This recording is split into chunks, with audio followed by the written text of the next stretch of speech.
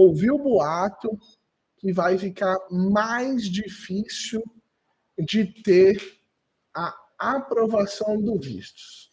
Isso vale só para quem quer emigrar ou é também para quem tem turismo ou visto de estudante, né? Para quem quer solicitar o turismo e o visto de estudante. Bom, galera, estava citando para vocês o exemplo da Austrália, né? Que aumentou os requisitos. Aumentou o requisito financeiro, aumentou a necessidade de comprovação da intenção genuína de estudante. O Canadá fez o mesmo. Será que os Estados Unidos, com tantas promessas que o Trump tem feito, vai mexer nessa questão também? Eu acredito que sim. Show? Primeira coisa que eu acho que a gente deve ter mudança muito em breve é o processo de troca de status, né? No passado, galera, já foi mais caro e mais complexo, porque a gente precisava estender o visto e depois trocar o status. E para isso recolhia-se um pouco mais de taxas, tá? Ficava mais caro e mais chato, porque tinha que fazer 2 processos. Hoje, quando você entra com a troca de status para estudante, automaticamente está junto a extensão. Então isso é uma coisa que eu acho que vai mexer. Pode ser que ele volte ao que era antes, para aumentar a arrecadação e para dificultar um pouco mais. Outra coisa, eu acho que o Trump vai, com certeza, ou bastante provavelmente, diminuir o prazo para renovação de visto sem entrevista, né? Antigamente, o prazo para a gente renovar o visto e ser contemplado com uma isenção de entrevista, então, meu visto está vencendo, quase vencido, já venceu até 1 ano, eu podia fazer a entrevista, beleza? Fazer o processo de solicitação de visto e ser isento da entrevista. Mas eu acho que ele vai mudar essa questão. Por quê? Durante o governo Biden e a pandemia, esse prazo, na intenção de diminuir as filas nos consulados, por causa daquelas filas que se formaram na pandemia, esse prazo foi estendido para 48 meses. 4 anos. E 4 anos é tempo demais, né? Muita coisa pode mudar. E a gente já tem visto mais pessoas sendo requisitadas a comparecer na entrevista, mesmo estando nesse período de isenção. Então eu acredito bastante que vai mexer nisso daí, tá bom? Que vai mexer no prazo de renovação. Vai voltar a ser 12 meses, ou talvez até mesmo eliminar por completo para o Brasil a possibilidade de renovação sem entrevista. Por que os países são contemplados ou não, Léo? E por que esses critérios são diferentes em cada país? Porque cada país tem um risco migratório para os Estados Unidos, né? Tem país que praticamente ninguém vai ilegal, ninguém faz nada errado nos Estados Unidos, tá bom? Tem país que isso quase não acontece. Para esses países, inclusive, por exemplo, a Itália, por exemplo, Portugal, a Espanha, esses países, inclusive, são contemplados com o ESTA, que é o waiver do visto, né? Você não precisa de um visto se você for dessa nacionalidade para visitar os Estados Unidos. O Brasil estava numa progressão de melhorar, né?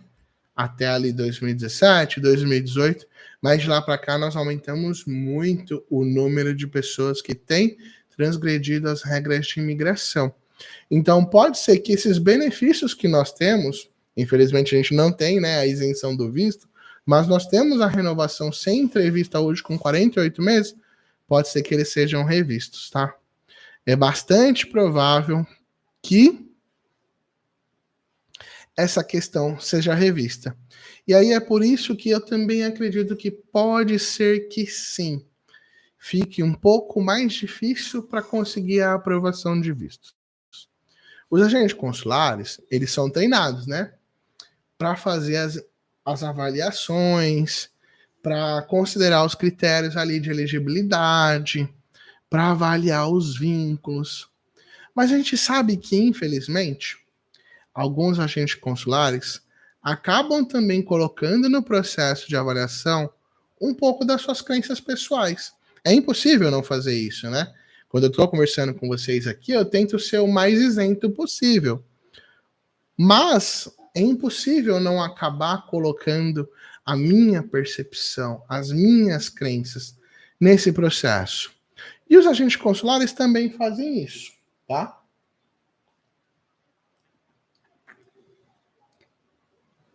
E aí, o que acontece?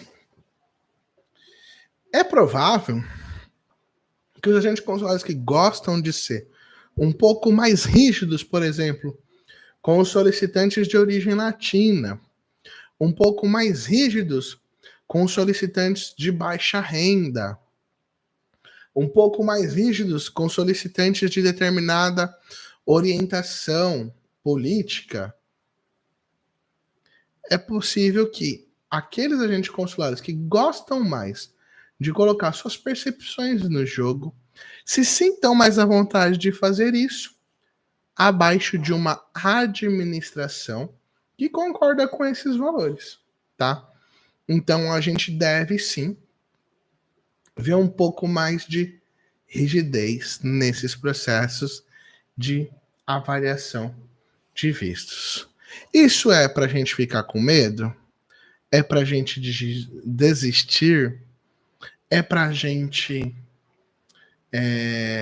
entrar em pânico?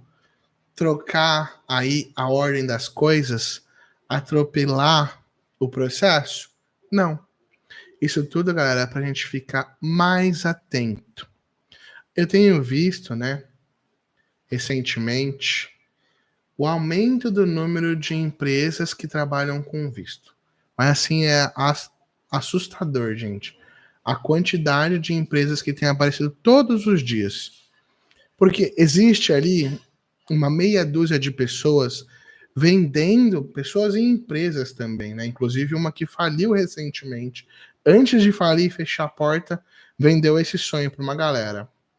Tinha então essas meia dúzia de pessoas ali, donos de empresa de vistos, donos de despachante de vistos, que começaram a vender na internet o sonho de que dá para todo mundo ficar rico tirando visto americano para os outros.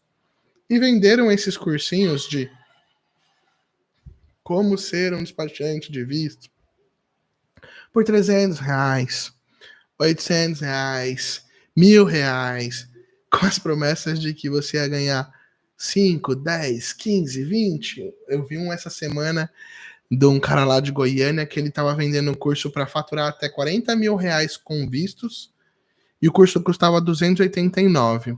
Só que é muito engraçado que o próprio cara posta direto a lousa dele assim, né? Com faturamento. E nunca tem R$40.000 vendido lá, mas ele ia ensinar a galera a ganhar R$40.000 vendendo processo de visto por 289. E além disso, tem muito conteúdo na internet hoje meia boca sobre esse assunto. E eu tenho visto cada vez mais negativa de visto por empresas como essas que fizeram esses processos ou por pessoas que seguiram, né, tutoriais. Conversei no sábado com um carinha. Não, a gente fez isso aqui lá, foi negado. Eu falei, poxa, que pena, né? E vocês fizeram por conta? Ele falou, sim, foi por conta. Eu falei, foi você ou a esposa que preencheu? Ele falou, foi minha esposa. Eu tava do lado, legal. Você assistiu o vídeo de alguém para fazer? Ele falou, sim, assisti lá da Chau Vistos. Eu falo Chau para não falar o nome da empresa, né? Eu falei, puxa, meu, caramba, já até sei onde vocês erraram, né? Esse vídeo da Chau aí tem vários erros. Ele, não foi o da Chau, não, foi esse outro aqui. Aí eu não lembro o nome do casal, mas era tipo num nome digital. Aí eu comecei a assistir o vídeo do cara, o começo do vídeo era bom. Ele tava ensinando direitinho. Mas aí da metade pro final foi só ladeira abaixo. E eu abri a DS dele, né? DS dele da esposa, e encontrei os mesmos erros que eu sempre encontro. Erro de DS mal feita, porque foi feita por alguém que não entende do processo, porque foi feita por alguém que viu um vídeo achando que aquele vídeo era de alguém que entendia do processo. Porque às vezes, inclusive, essas empresas e esses vídeos têm feedbacks positivos, né? Todo mundo que vai no consulado americano, às vezes até mesmo com erro no processo, pode ter o visto aprovado. Então, tudo isso que eu tô falando aqui para vocês, né, até agora, sobre, vai mudar o status, não vai, talvez não tenha mais, talvez seja mais rígido, talvez seja mais caro. Talvez fique mais difícil para ter o visto aprovado. Talvez seja mais rigoroso o processo. Talvez diminua o prazo para a renovação de vistos. É para quê? Para que você se planeje melhor para o seu objetivo. Para que você escolha um caminho mais certo e não o mais rápido. Para você poder comemorar no final a sua aprovação. Show de bola?